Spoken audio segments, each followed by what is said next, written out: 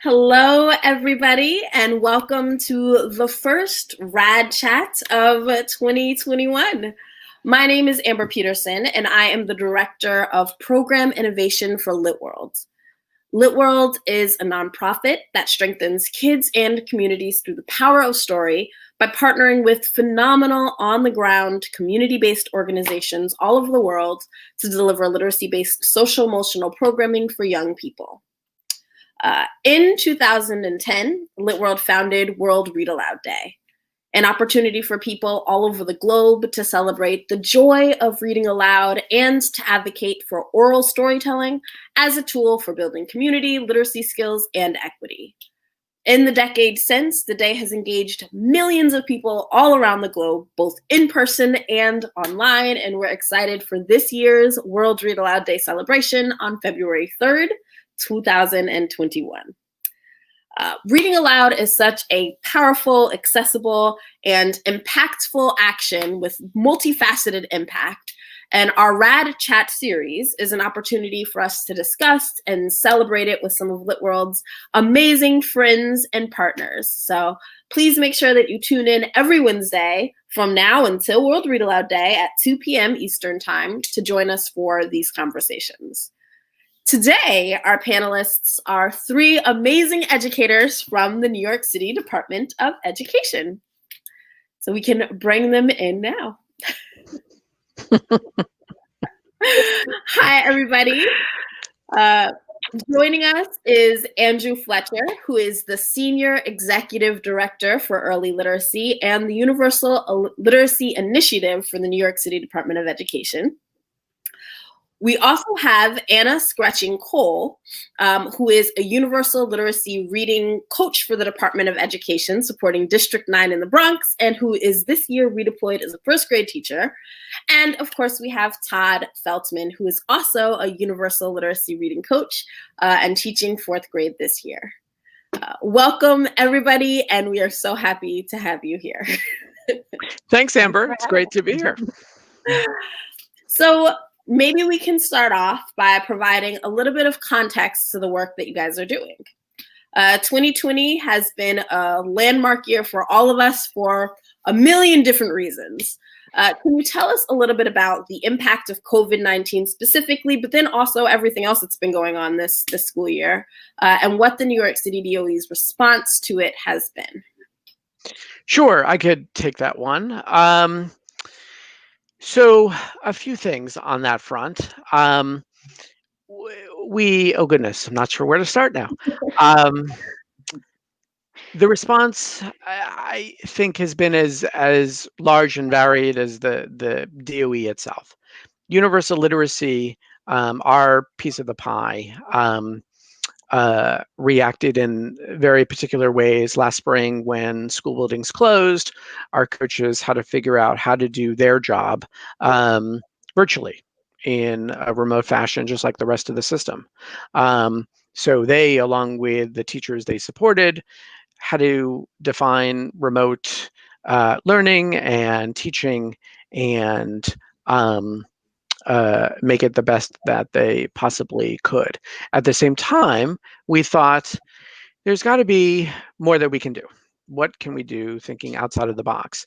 And what came of that was Let's Learn NYC, an hour-long program that's available on Channel 13, WNET, here in the New York metropolitan area, as well as Channel 21, WLIW, where families and students can go every weekday and experience an hour of school.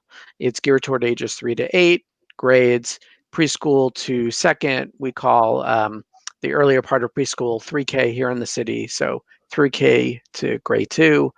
Both Anna and Todd have contributed segments to the show.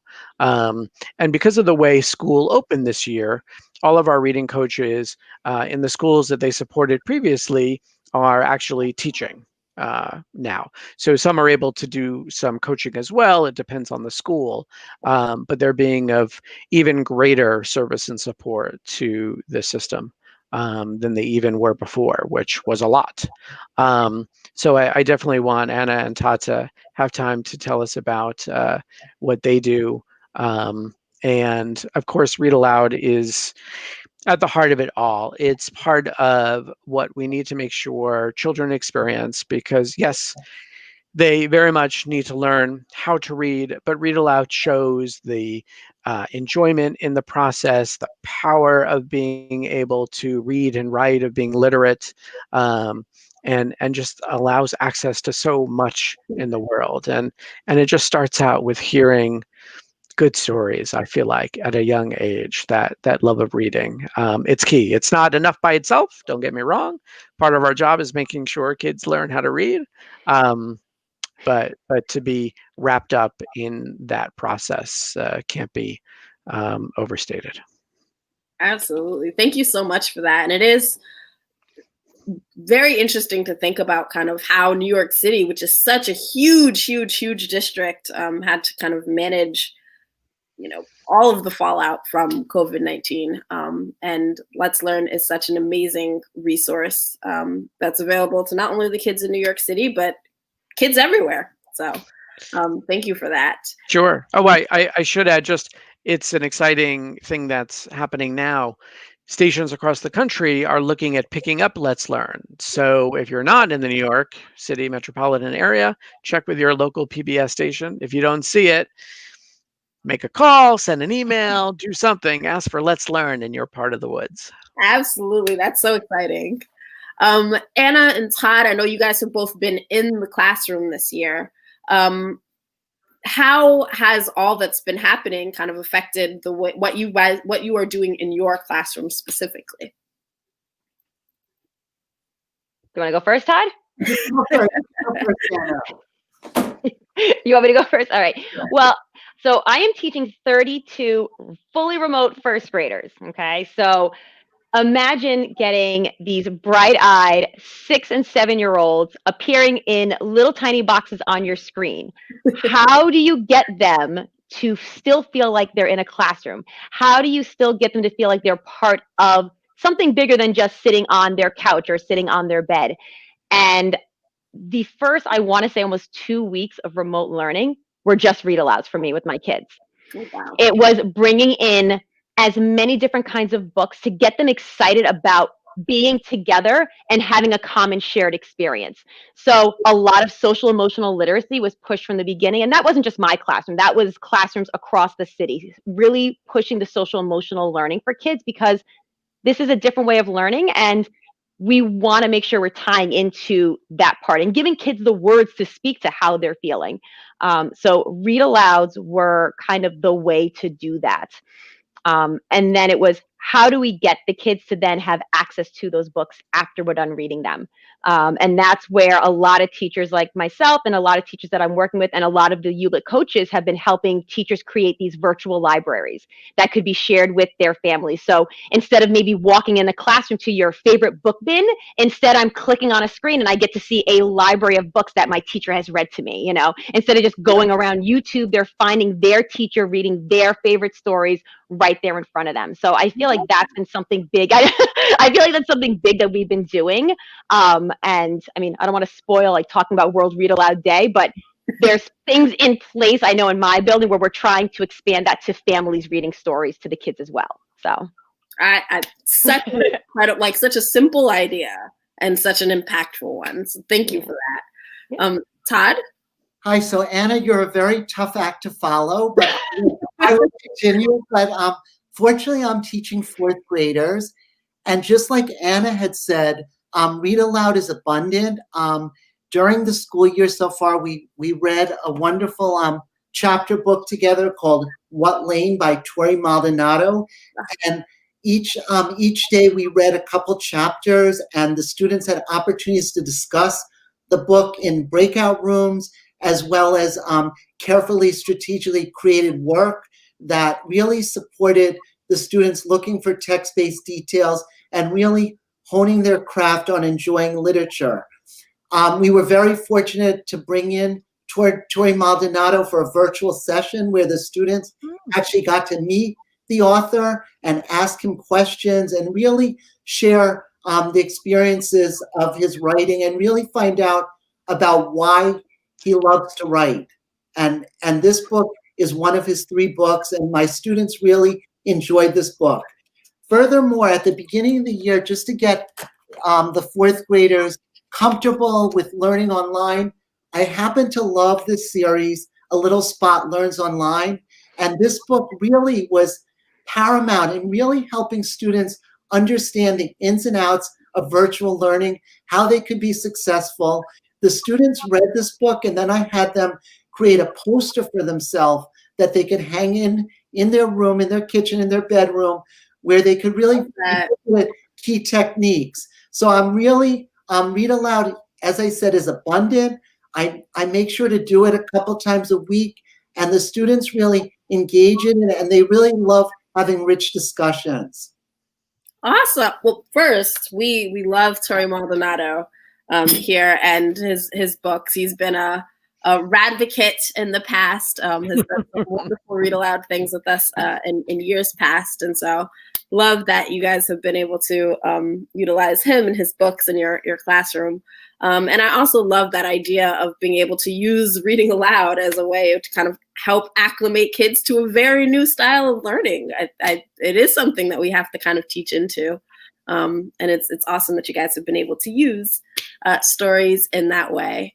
And I think especially as we start to think about the older grades, it becomes even harder to find those ways to bring in reading aloud. And so there's so much out there that we can kind of touch in on that.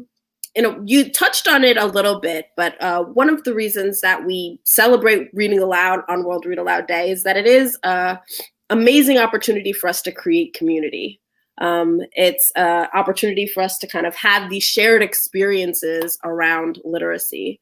And so as teachers grapple with virtual learning and hybrid models where sometimes kids are in school in person and sometimes they're online, what are some of the different ways that teachers can try to build that sense of community, whether through reading aloud, like you talked about a little bit, Anna, or otherwise? So one of the things that I work with my students on is using GetEpic, and students on this website are exposed to all types of books that interest them. For example, I had a student who had to spend a little time in the hospital, so I was able to refer to him to a book about the hospital. So students really have an opportunity to go to this website and find engaging books. And then I also talk to the families about reading aloud with the children, even as you mentioned, they are in 4th grade, but just really creating that community at home where children and families can enjoy books together. Absolutely. Absolutely. Thank you. Yeah. And I think, Todd, you touched upon like bringing in the families, like especially when you're learning remotely, you're not just teaching one child anymore. You're teaching everyone that is in the background behind that child. So there could be older or younger siblings. I can't tell you how many times little cousins have come and sat in front of the screen with the child that I'm actually teaching because we're reading a story and they want to be part of the story. Or I've had parents say, oh, now I get why you asked that question when you were reading this book. I'm like, yes, now you can do the same thing. So I feel like when we're doing these read alouds or when we're building this community with the child, I feel like with whether it's remote or hybrid, we're really forced this year to bring in the families. Like families now realize when we keep saying like, we need you, this year they see it like, oh, wow, now I see what you mean. You need me to help, or this is what you've been asking me to do. And that I think is, if anything, really strengthened the community between school and home. And I love it. I love it. As terrible as COVID is, I kind of love that it's forced us all to really work together and see just how integral each part of us is when it comes to raising these children and teaching a whole child. Absolutely. And I love kind of being able to reframe a little bit of this kind of necessity of expanding how our classrooms look to be a really more organic way of bringing in families and bringing in, that community as well to our classrooms. So I love that. And it is something I think we have to think about. I love that image as well of like all the kids in the family listening to a read aloud that's happening in your classroom. I love that. Amber, I was just going to add, we say all the time now that the pandemic has pulled the curtain on teaching. right? If you think about what it was, Wizard of Oz, you don't know what's happening behind the curtain. Although anyone on this stream, I feel like, knows my metaphor, will know what I'm talking about. You just don't have that. Families get to see on a daily basis now the good, the bad, the ugly, because none of us are perfect, and sometimes teaching doesn't go the way you planned, like with anything. But certainly, you just get to see it when teaching is live there on a screen. And I think that's a good thing. It makes families have to be involved, want to be involved, hopefully just in a different way than ever before. Maybe they were in the building for a parent-teacher conference, I'm sure, or when somebody was in trouble, maybe. But now you're there every day and there's no going back. And I think that's a great thing, because family involvement should always be as much as it probably is today, or needs to be. Absolutely. In that vein, I think it's actually a great way to segue into thinking about World Read Aloud Day this year, which, typically World Read Aloud Day has been an opportunity for schools to kind of gather together and bring whole communities together to listen to read alouds and to, have the guests come in and do this work. That might not be what's happening this year, whether in New York or anywhere else. And so, given the realities of the pandemic, we have to kind of think outside the box, think creatively about how we might celebrate and embrace not only our classrooms and our schools, but our families for World Read Aloud Day. And so I'd love to hear from you guys if you have any great suggestions or ideas for people to celebrate this year. So I was thinking in terms of, I would like to open it up at my school where teachers have an opportunity to read to a different class. For example, like possibly the third grade teacher who had my students last year, giving her the opportunity to go in and have a special read aloud, and having every staff member and teacher in the building visit a different classroom. And furthermore, I was thinking too of like possibly inviting a family member on that day, a family member who could do a read aloud within the class, in order to like foster the love of literacy. And I think it's really like a great way of building community. And lastly, also offering an opportunity for students in my class possibly to visit another class and having them do the read aloud, and showing the other children what it's like and letting them choose the book, and just really building a community of readers. I love all of those ideas, especially just that kind of thinking about who our special guests might be. I think oftentimes we love to bring in authors who are amazing and just giving that perspective in our classrooms. But an old teacher, when I was a teacher, I loved running into my old students in school, and it was a special experience. And so having an older teacher, having another classroom be, part of that experience is a brilliant way of shaking things up that is accessible, I think, for a lot of people. So thank you for those, Todd.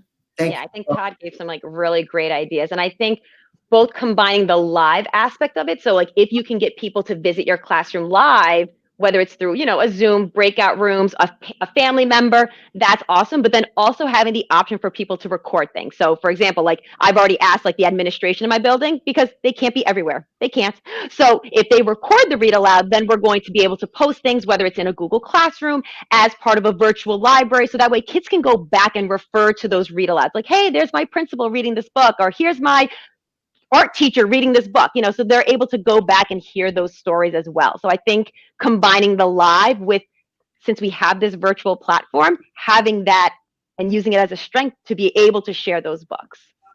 Love that. I love that idea of kind of leaning into the reality of how we're communicating right now. And definitely those live events are special and something, really wonderful to experience, but there are so many resources that are pre-recorded, and we've primed ourselves to being able to take in now. So I think that's a great suggestion as well. In terms of kind of the ways that you'll be celebrating personally, I know that we talk a lot about World Read Aloud Day being something that's happening in schools, but there are also ways to celebrate as individuals as well. And I'm wondering if anyone has any plans for celebrating personally World Read Aloud Day this year. So separate of the work with my class, I have 2 daughters, and we will also spend the day reading our favorite book. So usually my 5-year-old picks her favorite book because she gets excited for World Read Aloud Day too, because she knows mommy's preparing for it for her students. And then she's like, me too. So she gets to make a crown usually every year. She makes a bookmark every year. And then she gets to pick our read aloud for bedtime story, but it doesn't have to be like, it could be anything. So I'm always a little worried what she decides she wants to read this year, but she gets to pick any book. Recently, it's been like Michelle Nelson Schmidt. She's really been into her books, like the What If Monsters and stuff like that. So we'll see what she picks this time.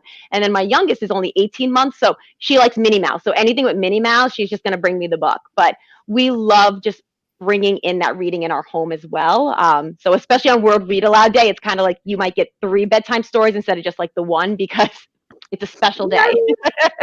Because it's World Read Aloud Day. It's World Read Aloud Day. But I'm telling you, my oldest knows. Like, she's waiting for it. She's like, Mommy, it's soon, right? I'm like, yes, it's soon, right? Because she has a calendar in her room. I'm like, so she knows. She's like, I get to pick my books. I'm like, yes, books. I love that. I absolutely love that. And I do think that it's never too early to start. No, a lot of planning. Absolutely. Absolutely. Any other celebrations that are going to be happening? I'm really into reading more of these little spot books because I'm very into them, and I really like sharing them with my students and the colleagues I work with. So I'm going to do that too. And I'm also going to talk to my family and friends and just promote the aspect of World Read Aloud Day, World Read Aloud Day, and really just get them inspired just to take time to sit and read for at least an hour their favorite book, and then have time to discuss it with family and friends. It's really a great opportunity during this pandemic because it just makes us really appreciate the conversations we have and the fine literature that we're reading. Absolutely, absolutely. And that's part of what World Read Aloud Day is aiming to do. Like, obviously, it's wonderful to have these meaningful celebrations on February 3rd, but hopefully it's a way to kickstart those habits year round. So hopefully reading aloud doesn't just happen on February 3rd, but all the time. And we can start building those rituals into our daily and weekly routines. My bet is. No, go ahead, Andrew. Go ahead. I was just going to say my bet is we see reading aloud now more than ever. Just with virtual instruction during the pandemic, it's so easy to do, and I think we saw such an onslaught of it last spring because people just felt like, oh my goodness, what am I supposed to do now? How is this all going to work? I know, I'll read a book, right? You can't go wrong with that. And even though we like read alouds to be done instructionally in a certain way, I'm not going to say we don't. In the end, nobody rather can go wrong picking up a book and reading it to someone else. Really, there's nothing wrong that you can do. So it just must have felt like a very comforting thing to be able to do during a very uncertain time. And even now, things are still a bit uncertain. And while we know more, can do better during remote instruction, it still just feels like a very safe and secure thing.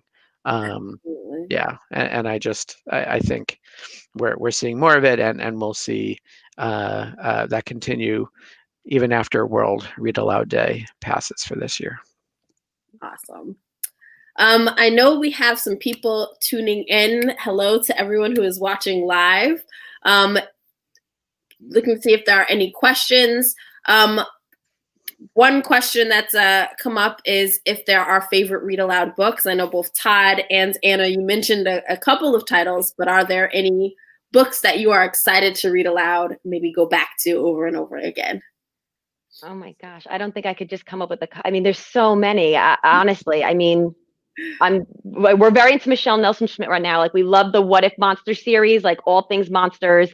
We're into Emma Yarlitz. We love like Nibbles the Book Monster. Like, it just, I don't think there's like anything I could like narrow it down to. I just feel like any good read aloud is one that you can connect with. So if like my students can have a connection with the book, whether it's the character, whether it's the scenario, it turns into that's our favorite read aloud now. And that's the one they'll be like, are we reading it again today? And I'm like, no, we're moving on to another book, you know, but I couldn't even narrow it down. I really couldn't.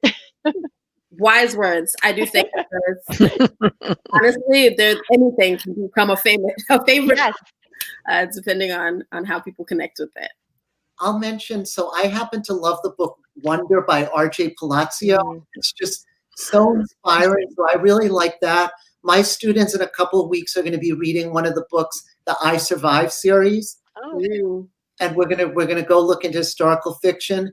And I must say, with the Let's Learn NYC, I recently did a read aloud, Zero Local, Next Stop Kindness. And I fell in love with this book because it's a wordless book. However, the illustrations really tell the story, and it has such deep meaning. So I've been really encouraging my colleagues and my students, had an opportunity to watch, and it's the perfect book for this time of year with all that's going on in this world. So I really like Zero Local, Next Stop Kindness. Love that. Love that. Thank you. I'll throw a book out there too, just so folks know I'm legit. Tomas and the Library Lady by Pat Mora. It's not new, but it's a book I've adored forever since I started teaching, which was a long time ago, and not quite a galaxy far, far away, but San Francisco.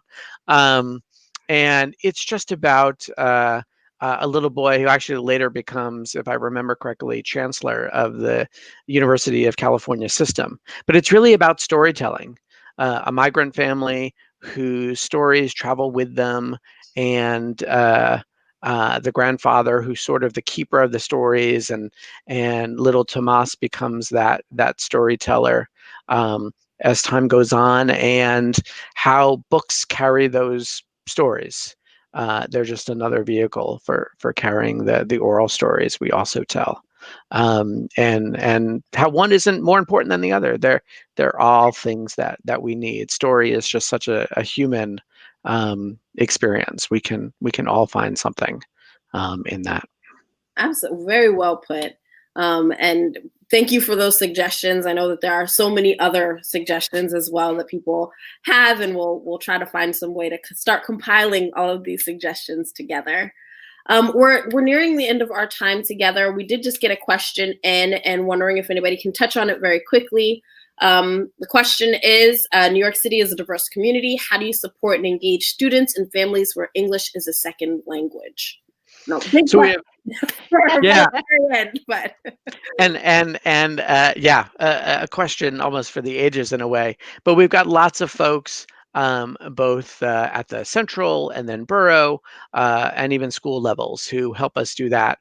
And it's about making sure that teachers have the right professional learning, have the right resources, that we get that same information out to families, make sure we engage families in the languages that are spoken at home, and just keeping that at the forefront, that thinking at the forefront, that every language a student brings with her or him is valid and requires the same amount of honor and respect, and we need to do what we can to make sure that those languages don't go away, right? As children are learning English in order to do what they need to do within our current society, the way society is set up at the moment, that home language can't be lost, right? We should be biliterate, triliterate. What a special thing to be able to speak multiple languages.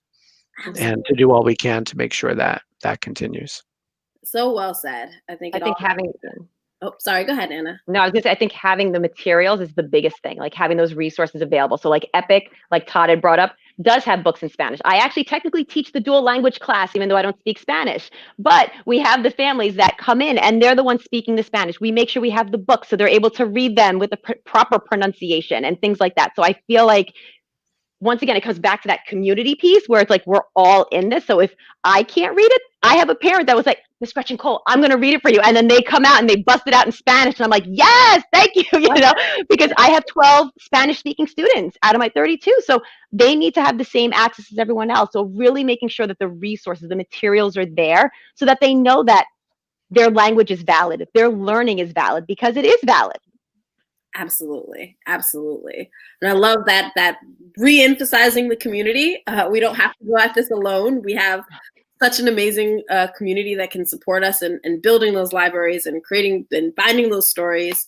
And also just that main idea of treating multilingualism as an asset, not a deficit, but an asset. People who are coming, being able to speak multiple languages. That's a wonderful and beautiful thing.